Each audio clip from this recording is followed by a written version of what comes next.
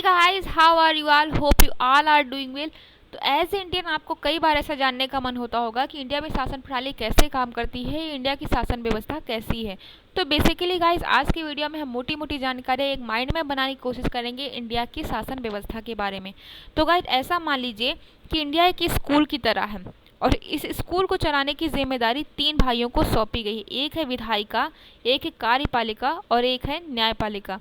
विधायिका से बोला गया है कि तुम कानून या नियम बनाओगे जिसके अकॉर्डिंग ये स्कूल या ये देश चलेगा।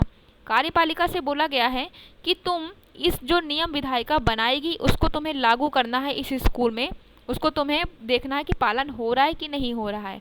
और न्यायपालिका का काम है, न्यायपालिका को बिल्कुल ही स्वतंत्र छोड़ दिया गया। इसको बोला गया तुम्हें बस इन दोनों भाइयों पे नज़र रखना है कि कहीं ये कोई गलत काम तो नहीं कर रहे हैं, कहीं ऐसा तो नहीं गलत नियम या गलत कानून लागू तो नहीं कर रहे हैं। तो उसको बस स्वतंत्र छोड़ा गया है कि तुम्हें जासूसी करना है। अगर तुम्हें कुछ ऐसा लगे कि ये लोग गलत काम कर रहे हैं तो तुम उनके पे तुरंत एक्शन ले सकते हो, उन पर रोक लगा सकते हो। इसके अलावा गाइस, आपको एक बात और यहाँ समझना है कि इंडिया में संघीय व्यवस्था अपनाई गई है, यानी केंद्र की अपनी अलग शक्तियाँ और राज्यों की अपनी अलग शक्तियाँ। राज्यों को हक दिया गया है कि वो अपने हिसाब से शासन व्यवस्था चला सकते हैं। एक यहाँ केंद्र पे व्यवस्था की गई है शासन व्यवस्था और एक है राज्यों की व्यवस्था की गई है। तो उसी के हिसाब से हम आगे की चीज़ें समझेंगे। तो पहले बात करते हैं विधायिका। विधायिका का काम है कानून बनाना, यानी देश कैसे चलेगा वो सब काम कौन देखेगा? वो विधायिका देखेगा कि नियम देश के लिए बनाना, कानून बनाना कि देश हमारा कैसे चलेगा। तो विधायिका में दो तरह की व्यवस्था की गई, एक है संघ के लेवल पे और एक है राज्यों के लेवल पे। संघ के लेवल पे संसद है। संसद कुछ नहीं, एक दिल्ली में भवन है, एक बोल सकते हैं महल है जहाँ पे कानून या नियम बनाए जा सकते हैं। इसके दो अंग है, राज्यसभा और लोकसभा। इसके अलावा राज्यों के लिए भी अपना अलग विधायिका की व्यवस्था की गई कि वो अपने राज्यों में अपने हिसाब से देख के कौन सी जरूरत किसको कैसी है, उसके हिसाब से वो वहाँ पे अपने अलग नियम और कानून बना लें। तो इसके लिए राज्यों के लिए विधानमंडल की व्यवस्था की गई है, विधानसभा जिसके अंग है, और विधान परिषद। विधानसभा तो सभी राज्यों में होती ही होती है, पर विधान परिषद जरूरी है ऐसा नहीं है कि सभी राज्यों में हो। जहाँ पे ज़्यादा जनसंख्या है वहाँ के लिए विधान परिषद की व्यवस्था की गई है, पर अगर किसी राज्य में जनसंख्या ज़्यादा नहीं है तो वहाँ पे केवल विधानसभा ही है। इसके बाद बात करते हैं कार्यपालिका की। तो कार्यपालिका भी संघ में और राज्यों में अलग अलग है।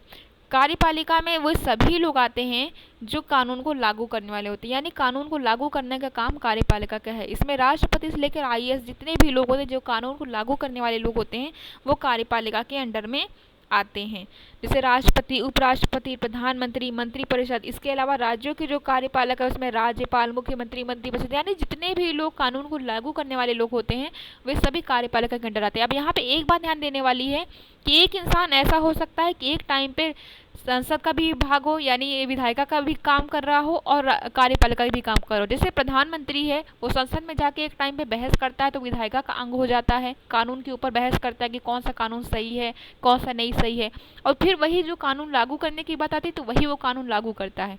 यानी एक टाइम पे एक इंसान विधायिका का भी अंग हो सकता है और कार्यपालिका का भी अंग हो सकता है, दोनों तरह से वो काम करेगा। अब बात करते हैं न्यायपालिका की। तो पहली चीज न्यायपालिका में ये बात ध्यान देने वाली है कि न्यायपालिका बिल्कुल ही स्वतंत्र है कार्यपालिका विधायिका से, यानी उसको कोई भी लेना देना नहीं है। हाँ, अगर उसको ऐसा लगता है कि कानून गलत है तो बिल्कुल एक्शन ले सकता है, पर उसमें पार्टिसिपेट नहीं करता है। विधायिका और कार्यपालिका में दोनों में ही न्यायपालिका पार्टिसिपेट नहीं करता है, बिल्कुल अलग है। इसके बाद हम बात करें तो इंडिया में एकीकृत न्यायपालिका व्यवस्था की गई, यानी राज्यों के लिए अपना कोई अलग न्यायालय नहीं दिया गया है। सबसे ऊपर सुप्रीम कोर्ट होगा, फिर उच्च न्यायालय होगा, फिर अधीनस्थ न्यायालय हो गए। अधीनस्थ न्यायालय, जिला न्यायालय, सत्र न्यायालय आप बोल सकते हैं उसको। तो अगर आपको कोई जाना है तो आप यहीं से ही ऊपर जाएंगे, ऐसा नहीं कि आपको कोई राज्यों का अलग से न्यायपालिका है, ऐसी कोई राज्यों की अलग न्यायपालिका की व्यवस्था नहीं की गई है। एकीकृत न्यायपालिका की हमारे यहाँ व्यवस्था की गई जो कि बिल्कुल स्वतंत्र है। अब बात करते हैं कि स्वतंत्र क्यों रखा गया है।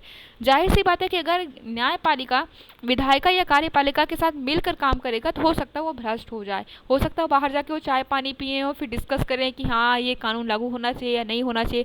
तो एक सीक्रेट क्रिएट किया गया है कि स्वतंत्र होकर न्यायपालिका काम कर सके, ताकि एक बेटर हम कह सकते हैं कि गवर्नर किया जा सके इंडिया को एक बेटर तरीके से। तो गाइस, आई होप कि आपको कार्यपालिका, न्यायपालिका और विधायिका में फ़र्क पता चल गया होगा, आपको एक अच्छा कॉन्सेप्ट क्लियर हो गया होगा। Thank you so much, all the very best.